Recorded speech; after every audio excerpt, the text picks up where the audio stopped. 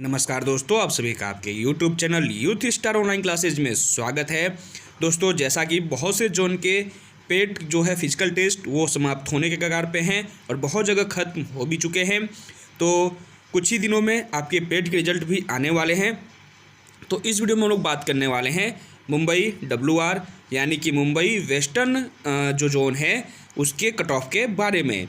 ठीक है, जो रिजल्ट आई थी ग्रुप डे की वो मुंबई WR जोन के नाम से नहीं बल्कि कि अहमदाबाद जोन के नाम से आई थी। ठीक है, तो हम लोग बात करेंगे कि इस बार जो फाइनल रिजल्ट आपका बनने वाला है, फाइनल कट ऑफ जो आपका बनने वाला है वो कितने नंबर पर बनेगा, आपके जो रॉ मार्क्स हैं उससे कितने नंबर बढ़ेंगे। ठीक है, सभी बातों पर विस्तार से चर्चा करेंगे और अगर आपके इतने मार्क्स आ रहे हैं तो आप 100% अपना फाइनल सिलेक्शन लेकर जाने वाले हैं। चलिए दोस्तों, देखते हैं अहमदाबाद जोन। ठीक है, क्योंकि आपका जो रिजल्ट आया था वो अहमदाबाद जोन से आया था, लेकिन यही जो जोन है आपका वो मुंबई WR है। ठीक है, इसके लिए मैंने डाटा लिया है जो वो 2018 का डाटा है। ठीक है, इससे हम लोग कंफर्म कर पाएंगे कि जो 18 में आपकी कट ऑफ बनी थी वो कितने नंबर पर बनी थी और 2022 में कितने नंबर पर बन सकती है। तो दोस्तों, 18 में जो कट ऑफ बनी थी आपकी पेट के लिए वो जनरल कैटेगरी की 71.86 बनाई गई थी और WR जोन में अभी लगभग शायद 10वां पैनल आया है। ठीक है, पैनल का मतलब ये होता है कि मान लेते हैं आपका 71 नंबर जो है वो पेट की कट ऑफ गई थी। फिजिकल में 3 गुना बच्चों को बुलाया जाता है, तो ऐसा बिल्कुल नहीं है कि ये सारे बच्चे पास हो जाएंगे और इन सबको जॉब मिल जाएगी। ऐसा बिल्कुल नहीं है, क्योंकि एक सीट पे 3 बच्चों को बुलाया जाता है। बहुत से बच्चे फिजिकल नहीं देते हैं, बहुत से बच्चे फिजिकल में फेल हो जाते हैं। तो बहुत से कारण होते हैं कि फिजिकल में सिर्फ जो 3 गुना बच्चे बुलाए जाते हैं उनमें से सिर्फ 2 बच्चे ही पास हो पाते हैं।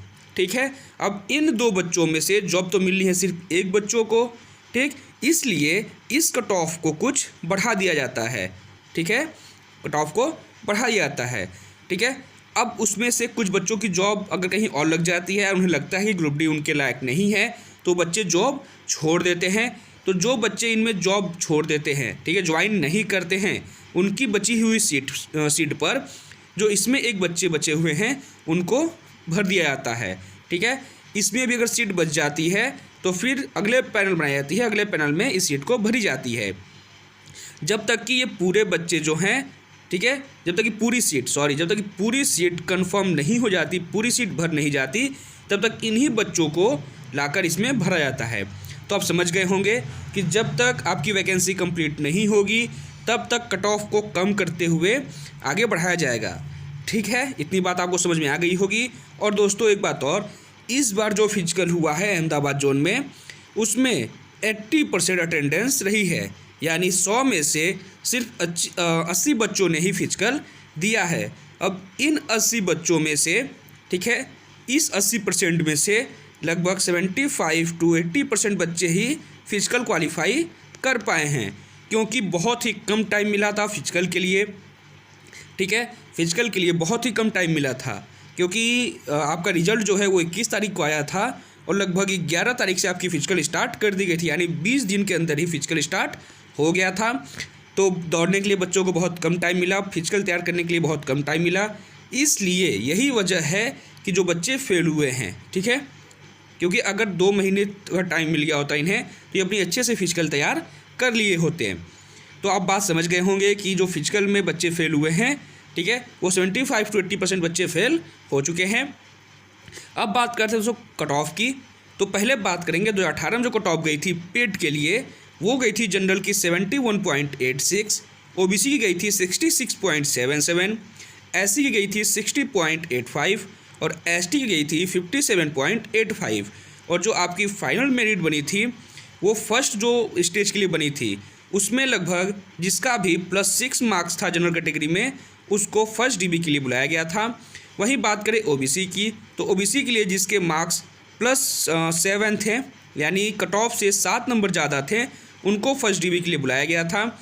SC के लिए बात करें तो SC के लिए जिनके भी मार्क्स +4 थे, ठीक है, यानी कट ऑफ से ज़्यादा थे 4 नंबर, उनको फर्स्ट DB के लिए बुलाया गया था। और वहीं ST की बात करें तो लगभग 7 नंबर, ठीक है, जिनके 7 नंबर ज़्यादा थे कट ऑफ से, उनको फर्स्ट डीबी के लिए बुलाया गया था।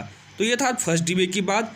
लेकिन जब सीट कंप्लीट नहीं हुई तो कई पैनल बनाए गए, ठीक है, और जो लास्ट पैनल बनाई गई थी, ठीक है, कंप्लीट करने के लिए वैकेंसी को, उसमें जो आपकी कट ऑफ गई थी वो जनरल के लिए, ठीक है, जितने उनके पेड के स्कोर थे उतने पे ही उन्हें ज्वाइनिंग मिल गई। लेकिन इसमें उनको टाइम लगा, उनको इंतज़ार करना पड़ा, ठीक है, लगभग 1.5 से 2 साल लग गए उनको इस कैटेगरी में आने के लिए, ठीक है, क्योंकि कट ऑफ धीरे धीरे कम होती है, पैनल जैसे ही बनेगा कट ऑफ कम होगी, ठीक है। तो लगभग जितनी भी कैटेगरी हैं उनसे मैक्सिमम 1 नंबर तक ज़्यादा जिसके भी थे कट ऑफ से, ठीक है, पेड की कट ऑफ से 1 नंबर भी जिनके ज़्यादा थे या पेड के बराबर थे, उनको लास्ट पैनल में ज्वाइनिंग मिल गई थी। तो अब बात करते हैं 2022 की कि 2022 में क्या होने वाला है। तो दोस्तों 2022 में सीट 18 की अपेक्षा ज़्यादा है, ठीक है, सीट जो है वो ज़्यादा है। जो लड़के हैं 2019 की वैकेंसी है ये, ठीक है, 2022 में जो एग्ज़ाम हुआ है आपका, ये वैकेंसी है 2019 की। तो 19 और 22 के बीच में बहुत सारे एग्ज़ाम हो चुके थे, जीडी हो, चाहे एसएससी हो, चाहे स्टेट पुलिस हो, चाहे अदर स्टेट गवर्नमेंट द्वारा आयोजित की जाने वाली परीक्षाएं हों, बहुत जगह पास हो चुके थे। और जो पास कैंडिडेट थे उन्होंने भी एग्ज़ाम सिर्फ दिया है, ठीक है, तो उनको भी तो बुलाया गया होगा, क्योंकि वो मेरिट में अगर आए होंगे तो उन्हें भी फिजिकल में जो 3 गुना बच्चों को बुलाया गया है इसमें शामिल किया गया होगा, ठीक है। तो वो एग्ज़ाम तो दे दिए, पास भी कर लिए, मेरिट में भी आ गए, लेकिन वो फिजिकल में नहीं जाएंगे।